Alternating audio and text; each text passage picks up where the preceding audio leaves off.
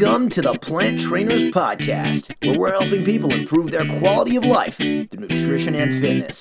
And now, your hosts, nutrition and wellness coaches, international speakers, Adam and Shoshana Chaim. Hey, I'm Adam Chaim. And I'm Shoshana Chaim, and we are Propelled by Plants. Today we bring to you episode 436, Understanding Gmo and Organics with Jeffrey Smith. In this episode of the Plant Trainers Podcast, we talk with Jeffrey Smith all about understanding GMOs and organics, and boy, was there a lot of information, and it was really, really great. For as long as we've been in the plant-based world, we've been hearing arguments between the dangers of GMOs and non-organic foods, or if that's really true. So we really made sure that we tracked down the most knowledgeable person that we could find to teach us what GMOs are, if they are really dangerous, and really help us understand if we should be and why we are spending extra money on organic food. So we basically covered everything from Roundup to glyphosate to how to identify foods in the grocery store and apps that you can use. You're going to want to listen to this twice and take notes. As a leading spokesperson on GMO health dangers, Jeffrey Smith authored 2 global bestsellers, directed 5 films, delivered 1,000 lectures, 1,000 interviews in 45 countries, trained 1,500 speakers, and organized over 10,000 grassroots advocates. He's a powerhouse. It's that simple. He's now sounding an alarm about the serious, even irreversible hazards from the new genetic engineered techniques which can lead to health and environmental catastrophes. Jeffrey leads the global Project Nature Now coalition, urging governments to stop the release of all genetically engineered microbes. This is an info-packed session, my friends, and you're going to love it. You're going to learn so much.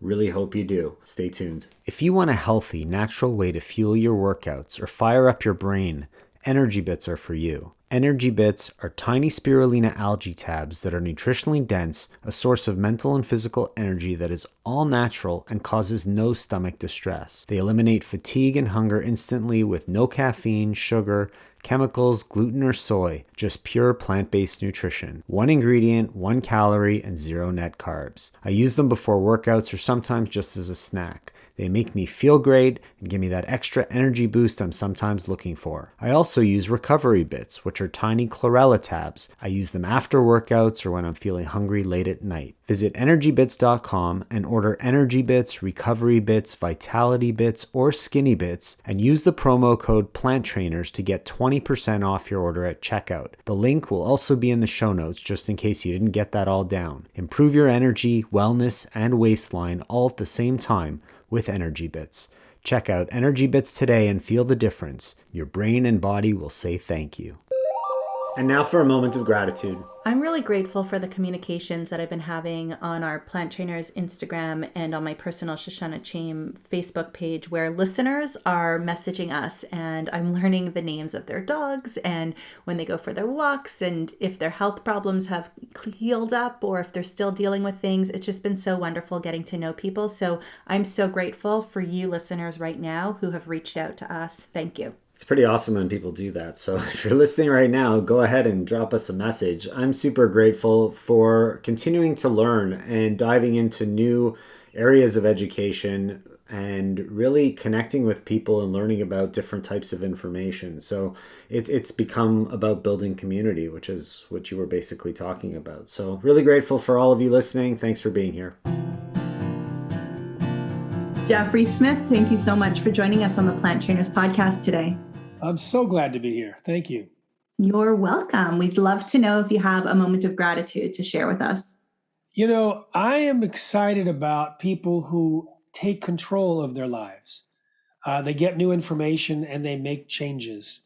Because as an activist, I've been doing this work for 25 years and other activism before that. It's so exciting and fulfilling to me that bringing new information changes lives and changes the world. So I'm feeling a lot of gratitude for that right now.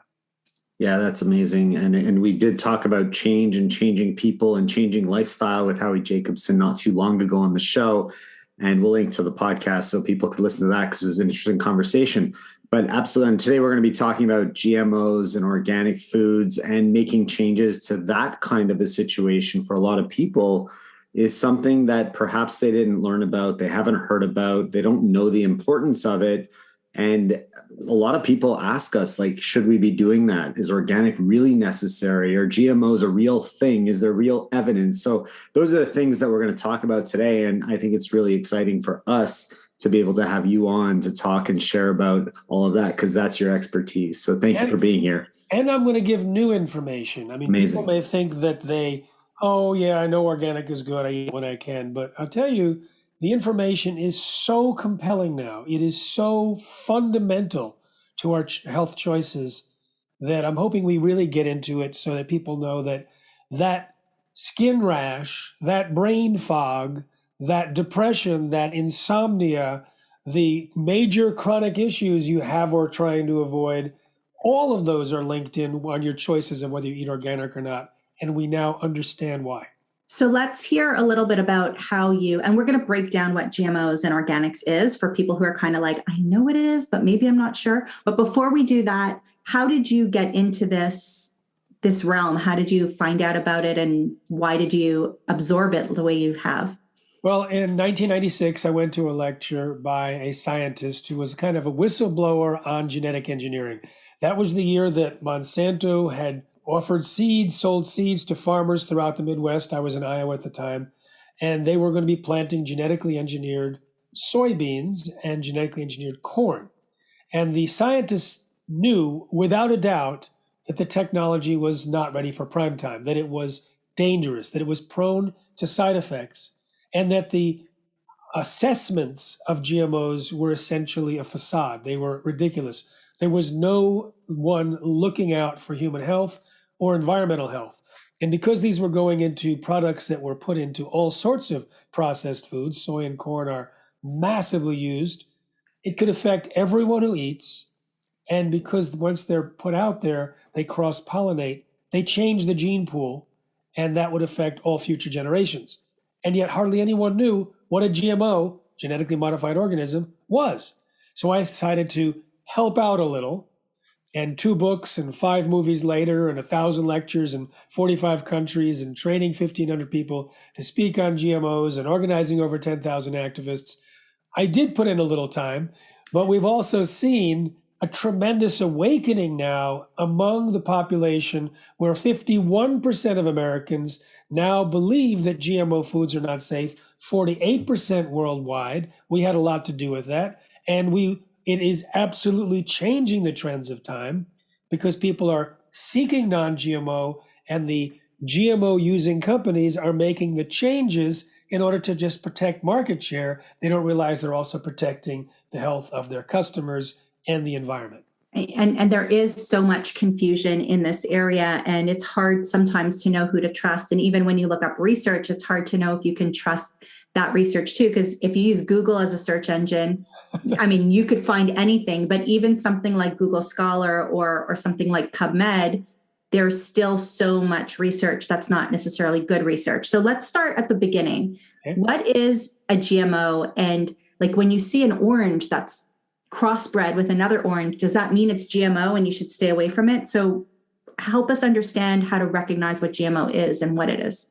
We talk about GMOs as laboratory techniques that create new combinations of DNA that can't happen when you crossbreed.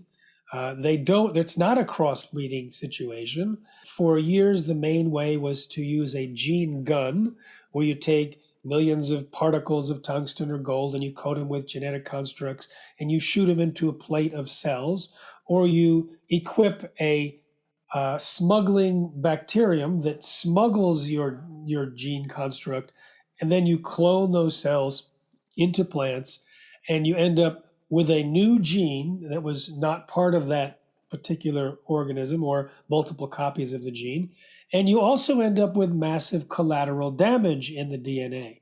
More recently, there's something called gene editing, which also creates GMOs, where it doesn't necessarily mean bringing in foreign genes from bacteria or virus as they typically do. It could mean turning off a gene or cutting a section out or multiplying a section of what's existing there. But it also creates massive collateral damage. In fact, they used gene editing in 3 studies to change the sequence of human embryo cells, and the journal Nature described it as chromosomal mayhem. Whole chromosomes were missing, rearranged, shortened.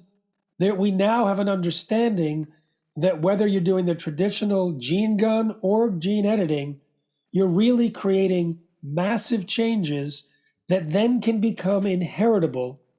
And because we're not very well versed in all the details of how DNA functions, the main outcome of genetic engineering since its beginning has been surprise side effects. So what kind of side effects are we talking about? Like, is the food really dangerous for the human? Well, I would say absolutely, and we have evidence that shows that. Unfortunately, the testing requirements are very thin, and that's because the biotech industry convinced the White House and the first Bush administration that GMOs were going to increase U.S. exports and U.S. domination of the world trade in food. And so they told the FDA, EPA, and USDA, promote GMOs, get it on the market without creating any new requirements or any new congressional laws. And so the FDA brought in Michael Taylor, Monsanto's former attorney, to be in charge of policy at the FDA. His policy said, we don't see any difference, therefore no testing needed, no labeling needed. In fact, Monsanto could put GMOs on the market without even telling the FDA, and then he became Monsanto's vice president, and then he became the US food czar a few years later. And it turns out that documents made public from a lawsuit 7 years after this policy was put in place showed that it was based on fraud. The overwhelming consensus among the scientists working at the FDA was exactly the opposite, that GMOs were different, were dangerous, needed to be tested, and they enumerated new diseases, allergens, toxins, anti-nutrients, and now we see that their warnings, which were unheeded and ignored and even denied, have come to pass. So whether you can look at the actual makeup of a genetically engineered crop, so for example, Roundup Ready corn. Let me explain when I say Roundup Ready, because this is key to understanding what GMOs are and why they're here. Monsanto, which is the big GMO company, it's now bought by Bayer, they had on patent glyphosate, which is a toxin that's used in their Roundup herbicide. It was going off patent in 2000. It's a huge moneymaker, billions of dollars. So what they did is they genetically engineered these corn and soy and cotton and canola and sugar beets and alfalfa to not die when the field is sprayed with Roundup or any glyphosate-based herbicide. And they said to the farmers, if you buy our Roundup Ready seeds, you have to buy our version of glyphosate-based herbicides. So it kept their Roundup dynasty. So now you have the Roundup Ready corn that's engineered with a gene from bacteria so that it won't die when sprayed with Roundup. Now, they don't do a lot of research before they put it on the market, but a friend of mine did. And in the UK and King's College London, they found that there were over 200 changes in the proteins and metabolites compared to the natural version of corn, including higher levels of putrescine and cadaverine, which are responsible for the foul odor of rotting dead bodies. Now, it's also linked to cancer, it's also linked to allergies. But what happens when animals actually eat the Roundup Ready corn? And that's they're a placeholder for humans. Well, Dr. Gilles-Éric Seralini, a toxicologist from France, fed rats Roundup Ready corn that had never been sprayed with Roundup for 2 years, and they had multiple massive tumors, early death, and organ damage. He also fed rats regular corn, but put Roundup in the drinking water, and they had multiple massive tumors, early death, and organ damage. Then the rats that ate the corn with the spray had the same thing. So individually and together, it shows significant problems. And many research studies, like my friend Dr. Arpad Pustai, in the 90s, showed in 10 days his rats fed genetically engineered potatoes had potentially precancerous cell growth in the digestive tract, smaller brains, livers, and testicles, partial atrophy of the liver, and damaged immune system. And it was from the process, the generic process of genetic engineering, which is used to create these other foods. Was it tested against the natural food that hadn't been modified? Yes. There's always, I mean, in order for me to quote a study like that, it has to have strong controls. Now, what's interesting is you say that it's hard to find out because even if you Google search, you'll find differences in what the industry research says and what sometimes they have captured regulatory agencies who just chime in and echo whatever their conclusions are. But I work with scientists who deconstruct the Monsanto studies and show that they use the wrong controls, the wrong statistical methods. Basically, virtually everything is done to rig their research to avoid finding problems, and then they hide how they rig it. Sometimes we become aware of it. And I've been very lucky working with some of the best scientists in the world, and I've documented in many, many pages in books and articles how they rig their research. I was not aware of one that came out during the recent Roundup trial, where juries agreed that Monsanto's Roundup contributed to the cancer of the 4 plaintiffs. And a person testified telling how Monsanto rigged their research on Roundup. Remember, Roundup-ready crops have genetic engineering and also Roundup residues. So the 6 major crops have both. So as part of this study, and by the way, this is classic Monsanto research, and it's very entertaining and horrific at the same time. In order to determine how much Roundup is absorbed into human skin, they cut out some cadaver skin, add the Roundup, and see what gets absorbed. That may be standard, but it certainly was. We worked against Monsanto because it was more than 3 times the allowable level of absorption. So they hid that information illegally from the EPA. Then they took new human cadaver skin and baked it in an oven. And you know what happens to well, maybe you don't. What happens to well-cooked meat, just trust me, it gets tough. Then that wasn't tough enough. Then they put it into a freezer. Then they took this leather-like human skin, applied Roundup, and lo and behold, very little absorption. They reported that very little absorption without ever telling the EPA how they had baked and frozen human cadaver skin. So we catch them red-handed over and over again, and they also spend a lot of money on search engine optimization and creating studies that try and offset what other independent, accurate scientists do. A friend of mine created a study showing that their soybeans had 12 to 16% less of the cancer-fighting phytoestrogens. So Monsanto rushed to study their own study, saying there was too much statistical variability to even draw a conclusion. But they actually used the same laboratory that my friend used. So they went to the laboratory and said, what gives? You had a different study, a different result. The guy said, Monsanto forced us to use an obsolete method of detection, which was prone to variability. That wasn't in the study, only the results were. So this is how they rig their research and why some people are committed to saying, oh, it's safe, because they're reading the industry corporate research, but not the real research. Well, Jeffrey, we have a smart audience, and we know that they know a little bit about GMOs, and now after hearing you speak, they know that they should be avoiding them. Is there a law that states that all food has to be labeled as GMO or non-GMO? And how do we avoid it or know if something is genetically modified? We need Iron Man glasses for the grocery store. So unfortunately, the labeling laws in the United States are almost non-existent. They come into force next year, but really the vast majority of products containing GMOs will never say contains GMOs. It was basically as if Monsanto wrote the legislation.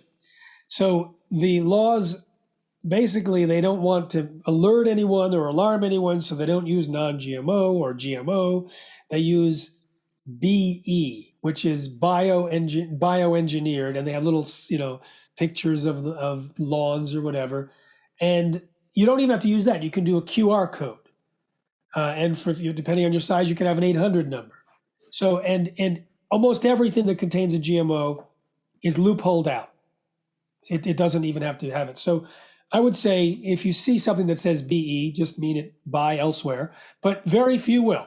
And so look for things that say non-GMO, but better yet, look for organic. And here's why. Before you tell us why, does that, if it's organic, that automatically means it's non-GMO? Yes, and. Okay, good. Good point out. Good. So organic standards say you're not allowed to intentionally use GMOs. You're not allowed to intentionally use synthetic chemicals. We're talking about two here that we think are very dangerous, and we've hardly even touched on Roundup, and we haven't talked about the specific diseases and conditions that people get better from when they switch to organic, because that, I think, will be the biggest motivator. And we'll talk about what evidence we have for that, the epidemiological charts, which just blow the mind, etc. But coming back to how to choose, Roundup is sprayed on the soy, corn, cotton, canola, sugar beets, and alfalfa, the GMOs, the 6 of the 12 GMOs that are out there. But it's also sprayed on grains and beans just before harvest. Oats, wheat, lentils, chickpeas, mung beans. It dries down the crop. It kills the weeds for the next season. It forces fast ripening when that's needed. It has value to the farmer's bottom line, but it gets absorbed into the crop 3 to 5 days before harvest. And remember what happened when the human skin, it gets absorbed into the crop. There's another chemical that pushes it into the skin of the crop. And then it gets spread out and it gets pushed into the fast-growing portions of the crop, which is the food. So if you eat oats that are not organic, you're getting a hefty dose of Roundup, more than you would get if you ate Roundup-ready soy or corn. If you have hummus from chickpeas that is not organic, you can have high levels of Roundup. So if you eat organic, it doesn't allow GMOs or Roundup. It doesn't actually require testing to see if contamination has occurred. The non-GMO project label does require testing on the GMO side. So if you see something that has two labels, organic and non-GMO project verified, that's actually the gold standard. If there's any potential GMOs in the ingredients, the non-GMO project would require testing. There's so much more great information coming your way, but before we get to that, we wanted to share with you and let you know that if you want a healthy, natural way to fuel your workouts or fire up your brain, Energy Bits are for you. Energy Bits are tiny spirulina algae tabs that are nutritionally dense, a source of mental and physical energy that is all natural and causes no stomach distress. They eliminate fatigue and hunger instantly with no caffeine, sugar, chemicals, gluten, or soy, just pure plant-based nutrition. 1 ingredient, 1 calorie, and 0 net carbs. I use them before workouts or sometimes just as a snack. They make me feel great and give me that extra energy boost I'm sometimes looking for. I also use Recovery Bits, which are tiny chlorella tabs. I use them after workouts or when I'm feeling hungry late at night. Visit energybits.com and order Energy Bits, Recovery Bits, Vitality Bits, or Skinny Bits, and use the promo code PLANTTRAINERS to get 20% off your order at checkout. The link will also be in the show notes just in case you didn't get that all down. Improve your energy, wellness, and waistline all at the same time with Energy Bits. Check out Energy Bits today and feel the difference. Your brain and body will say thank you. And now back to the show. If you had to choose between non-GMO project verified and organic, go with organic, because you can have a non-GMO project verified bowl of oatmeal or loaf of bread, and it could be sprayed with Roundup. They don't test for Roundup. That's not their focus. Their focus is GMOs. So having both together is the gold standard, but try for organic. If you can't get organic, at least get non-GMO, and you can go to responsibletechnology.org.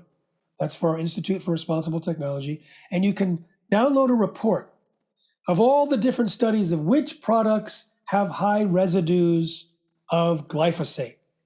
And if it's something in your diet and it has high levels, you know that those at least need to be organic. Otherwise, you're exposing yourself to Roundup. And if you want to hear about how bad Roundup is, I happen to know. Yes, so we want to know that, but I just want to go back to that responsibletechnology.org. I said that right? Yep. Perfect. And we're going to link to that in the show notes of planttrainers.com, because that was kind of my other question is, not everything in the grocery store or the market or is going to necessarily be labeled non-GMO, which we said, and it's not necessarily going to be labeled organic if it is because there's a cost to the company that comes with being able to label it that.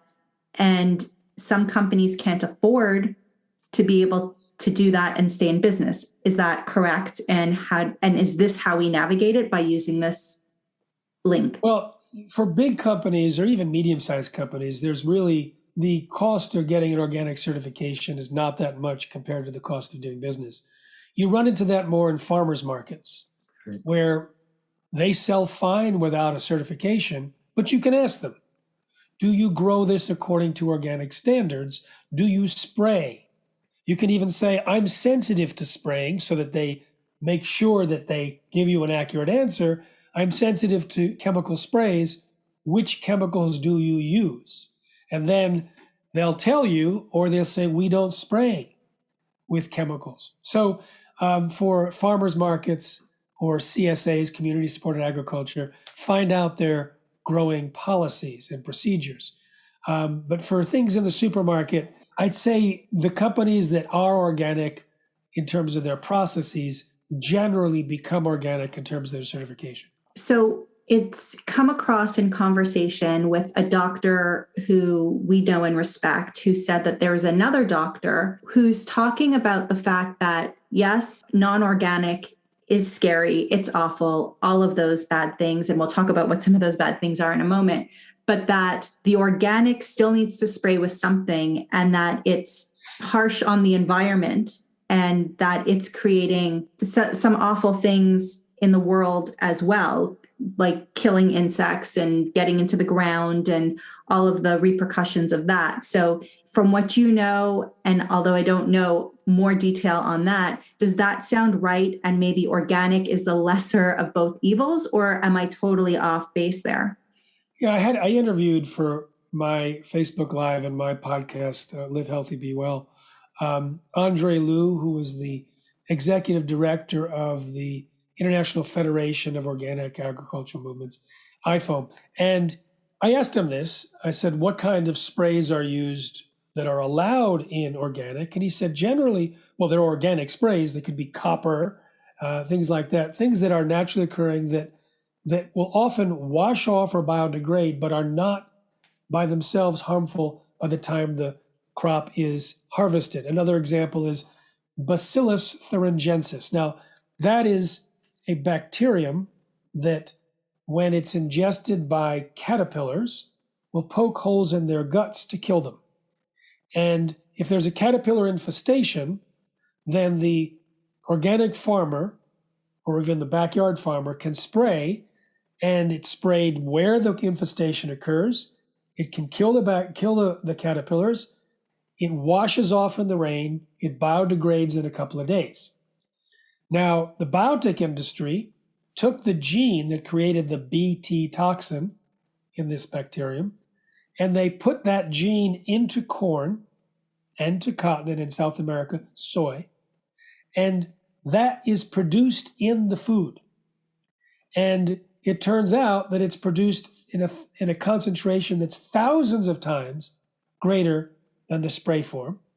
It's encapsulated in every cell, so it doesn't wash off or biodegrade. Studies on Bt toxin show that it can damage the intestines of mammals, and it can cause little holes to be poked in the gut walls of human cells in laboratories in high concentrations. It was found, this Bt toxin, in the blood of 93% of the pregnant women tested in Canada, and in 80% of their unborn fetuses. It's also toxic to red blood cells. It also promotes an allergic response and creates allergic type responses to other formerly harmless foods. And it's in the food that we eat. It's in the corn chips. It's in the corn on the cob. It's not in the corn syrup because the protein's out by then, but it's in the bigger corn pieces, corn bread, etc. So that's another danger of genetic engineering. And it's like, I'll talk all day about the dangers of Bt toxin in genetically engineered corn, but I don't worry about it in its use in organics because it washes off and it biodegrades. Okay, so this makes sense. Thank you. Sure. Because it's something that's been on my mind for a long time. It's like, For us, the plant-based lifestyle started because Adam had a tumor, he had heart disease, we needed to address that, right? So for us, the plant-based lifestyle is about our health every day, day in, day out. We love that we get to help animals and all those other things, as a byproduct, but we're happily selfish from the beginning that we're doing what's best for our own bodies and our children's bodies. But the thought of creating more harm to the world by eating organic didn't sit right with me for a long time. So I'm glad that we're able to kind of talk this out. I want to know about the GMO and the Roundup illnesses that you were going to tell us about, because that I think will really get people to think what they're putting in their bodies a little bit more. Well, I'm going to pick it up from your experience, Adam, what you just said, Shoshana, in terms of you having a tumor and whatnot.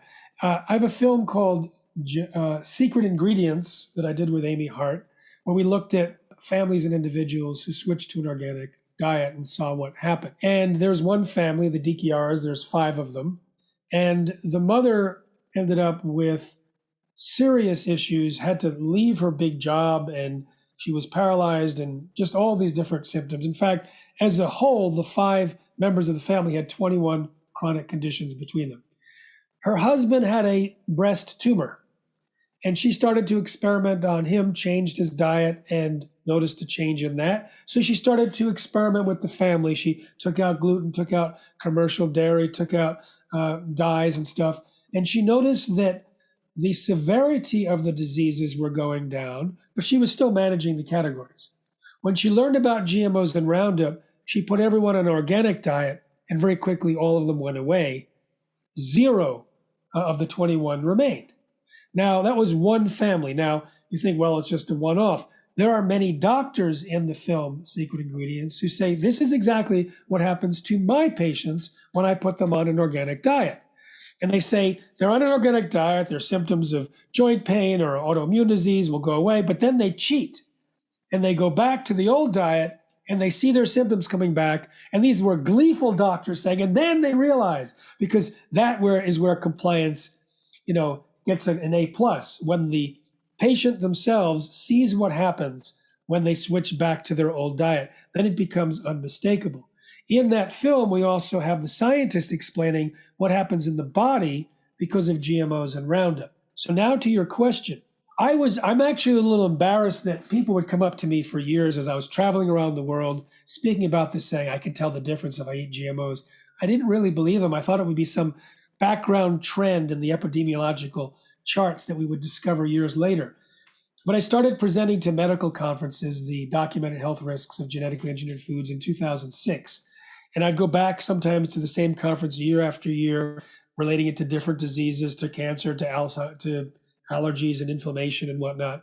And I remember going to the American Academy of Environmental Medicine in 2009. They were giving me an award. I brought a video camera. I started interviewing the doctors. And they said they've been prescribing non-GMO diets since I was there in 2006. And they were blown away. Dr. Emily Lindner said 5,000 of her patients switched to organic, they got better. And I said, can I come and interview your patients? Which I did. Now, that got me thinking, and maybe I should ask at my lectures. So starting a few years later, I started asking people at the audiences where I was speaking, what did you notice when you switched to non-GMO food? People would raise their hand, my irritable bowel got better. How many people noticed digestive problems? That was always the number one thing. Then I would say, someone would say more energy or reduced brain fog. How many did that? That was the number 2 thing. And then weight problems and whatnot. So this happened at 150 lectures, including about 24 medical conferences where I wasn't asking about their experience. I was asking about their thousands of patients. And it was consistent. So then we surveyed 3,256 people, same 28 different conditions. And then we broke it down. I did a peer-reviewed published article about it, showing how GMOs might be leading to those conditions. But we also took a look at the epidemiological evidence. Dr. Nancy Swanson and Dr. Stephanie Seneff compiled all these charts of more than 30 diseases that were rising in parallel with the increased use of GMOs and Roundup. Various cancers, autism, diabetes, high blood pressure, ADHD, insomnia, all these things. which were related to the 28 different conditions that people got better from. And we looked at the animal feeding studies, where you force feed GMOs or Roundup to the animals. They were suffering from either these diseases or their precursors. We talked to veterinarians and farmers who took pets and livestock off of GMOs, and they got better from these or similar symptoms or diseases. Then we looked at the modes of action. What do we know? What does the GMO do in the system? And in particular, Roundup, just because there's more evidence, because there's more research on the chemical than there is on the GMOs, and we could plot clearly. Okay, for example, someone has trouble sleeping. How could that be related to organic or non-organic diet? Roundup blocks a certain metabolic pathway in plants, and Monsanto bragged that, oh, this shikimate pathway in plants, we don't have it in humans, so it's safe to eat. But the gut bacteria uses the shikimate pathway to create the precursors to serotonin, melatonin, and dopamine. So if you block the shikimate pathway in humans, you may have not enough melatonin, which can create sleep disorders. You don't have enough serotonin, and that's the happy chemical that can relate to the ADHD and to the other cognitive and behavioral anxiety, etc. So you can track a mode of action of Roundup. It's an antibiotic. It kills the beneficial bacteria in the gut. I talked to Kieran Christian, who's one of the world's experts, who did research on the impact of the Roundup chemicals on the human microbiome. And I went through those 28 different conditions that people got better from. And I said, could your research explain any of these? It could explain all of them. Roundup also creates leaky gut, which is linked to all disease. It can damage the mitochondria. It does damage the mitochondria. It creates stressors in the system, which can also damage the DNA. It's linked to cancer, described as a class 2A carcinogen by the World Health Organization. It also messes up the hormones and creates birth defects, and then also suppresses digestive enzymes. And it also blocks the ability of the body to detox other chemicals that are dangerous, the cell detox methods and the liver and kidney detox methods. So it basically damages the fundamentals of health in one stroke. It just, I mean, I don't know what to say. I don't know why this is allowed, period. I mean, you kind of went through it at the beginning a little bit, right? But at what cost, right? Like, at what cost? How are the world's leaders able to not have ethics at the prime? Well, here's an interesting thing. You said in the beginning, it's hard to know what's true. So if you're not schooled in this, you can read that the Environmental Protection Agency does not believe that Roundup causes cancer or that glyphosate causes cancer. But from my position, here's what I know. The EPA does not test the full Roundup, which is what people use. They test just the glyphosate. They don't actually test it. They allow Monsanto to test it and deliver the data. We've seen the Monsanto studies that we talked about before. Monsanto uses a test on glyphosate that's not even used in their sprays. It's a safer form. And the tests that they do ignore the low dose effects. They design their research to avoid finding problems. We've shown this. And then they can provide unscientific, non-robust studies to submit to regulators that were never peer reviewed.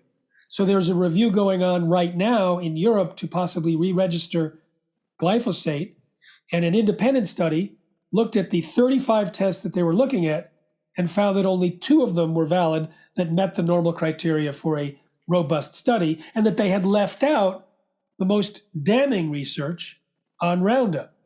So in the EPA, when documents were made public from the Roundup study, Roundup trial, they found that the person in charge of the cancer committee at the EPA, Jess Rowland, was Monsanto's lapdog. They have reports from Monsanto executive that was Jess Rowland's handler and said that, for example, they were concerned that the World Health Organization's committee determined that glyphosate was a probable human carcinogen. So they asked Jess Rowland and others who were friendly to Monsanto at the EPA to block the research by another agency in the US government under NIH that could also show that Roundup caused cancer. And Jess Rowland said, if I can stop it, I deserve a medal. In other words, if he can stop independent research from the government that can show that Monsanto's Roundup is a problem, he deserves a medal from Monsanto.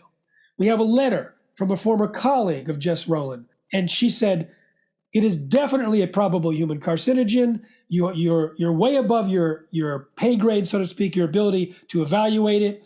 You're just making changes to benefit the registrants, in other words, the companies. She blasted him and saying that she and this other person, she said, is probably taking bribes because what she says makes no sense. So we have these internal documents, not just with Jess Rowland, but others. Then there was a peer-reviewed study that showed that all the research that was used by his committee was Monsanto's research, or virtually all of it. And yet the independent study that was done by the World Health Organization used peer-reviewed published research that was much more damning. But it doesn't stop there. If you look at Monsanto's history, they first got their Roundup tested, or the glyphosate tested, in a lab that was using fraudulent methods, and 3 of the executives went to jail, including a Monsanto executive. Then they hired Dr. Parry, one of the world's experts at looking at whether it was possible to cause cancer. And he said, yeah, it looks like it might, looks like it could. And you can read the memos in Monsanto and says, has he ever done research for a company before? In other words, doesn't he know he's not supposed to come to that conclusion? He had come up with this whole report. They buried the report illegally. And instead, they ghost wrote a review paper with exactly the opposite conclusions and paid scientists to sign it. That was used as the basis for approvals of glyphosate in the United States and around the world. So if you're saying, how do you know? How was it approved? They have the liars and the lied to. So you don't know who you're talking to, someone that was convinced or someone that's trying to convince them underhandedly. I love your passion. This is awesome. And it's very... And anybody who's not watching on YouTube, you need to... Listen, this is another example of the power of food and how it hurts or heals our body. Eating the right thing really makes a huge difference. It's very convincing. It's very compelling. I want you to just address this question. We get it so often. Yeah, I hear eating organic is healthier. It's the right thing to do, but it's so much more expensive. I don't know if I could afford to do it. Is it really that necessary? And obviously we said that it's something that should be done, but what do you say to those people that are concerned about paying more for organics? 3 or 4 things, because you guys are foodies, and so I'm going to go a little deep into this one. I was interviewing a family of 6, the mom, and she said that they were spending about $18,000 a year in healthcare costs, switched to organic. The next year was 9, the next year was 3, under 3. I talked to people in the film Secret Ingredients. 2 of the families interviewed said, we don't go to doctors, they don't get sick. 2 families had boys who were on the spectrum until the family went organic and the boys are no longer on the spectrum. I interviewed a chiropractor who had 100% success rate with infertile couples, more than 100 by now, all of them having kids, and she puts them all on an organic diet. Now, I say, first of all, combine your health budget with your food budget. Put them together. Change the psychology. People are willing to spend a lot more in terms of their doctors and their supplements. So push some of that, put the whole thing together. It's part of that. And while you're at it, take your philanthropy budget. Instead of waiting till the end of the year and making a donation, like to the Institute for Responsible Technology, brought to you by, you can also think in terms of every time you buy organic food, you're contributing to a healthier environment. You're contributing to the health of your farmers, because one of the greatest populations who's suffering from the dangers of Roundup and other toxic chemicals are the farmers and farm workers who are exposed to this. So you can add your philanthropy budget, your health budget, and also your food budget all together. That's one thing. Second, in the film, Kathleen DiChiaro, whose family had 21 chronic conditions, says, I can feed a family of 5 an all organic meal for under $20. I have a 90-day lifestyle upgrade, which helps people move into an organic diet. I interviewed another person who sells organic food bulk and has delivery trucks all over the United States. He said, we calculated that I can feed my family at $1.63 per person with an organic diet. There's ways to do it. Typically, more cooking. So you're buying the ingredients rather than the processed foods. Processed organic foods are the most expensive.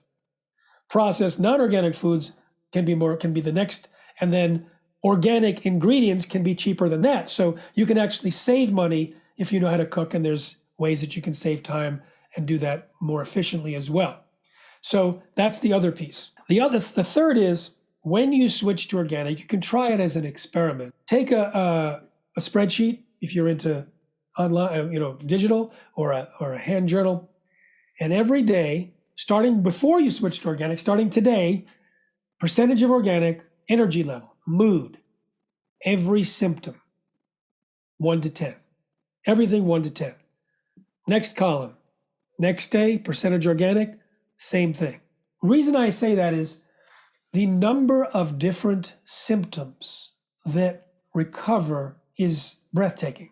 My friend, Dr. Michelle Perro, pediatrician, more than 40 years, she saw an increase in horrific diseases and complicated symptoms in her young population soon after GMOs were introduced.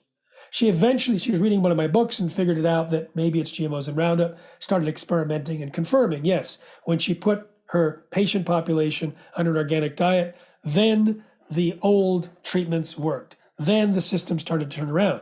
But she also noticed that, let's say she was treating an autistic son, she would tell the whole family switch to organic. The daughter with ADHD, she got better. The father with kidney problems, he got better. The mother lost weight. So you may not know the impact unless you write it down.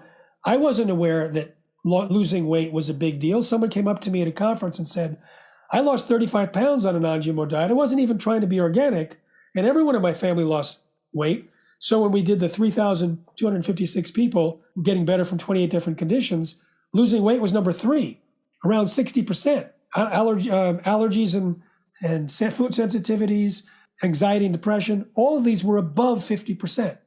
So there's a lot of benefit. So one last question before we round it up, no pun intended. How long is the glyphosate lasting in our body?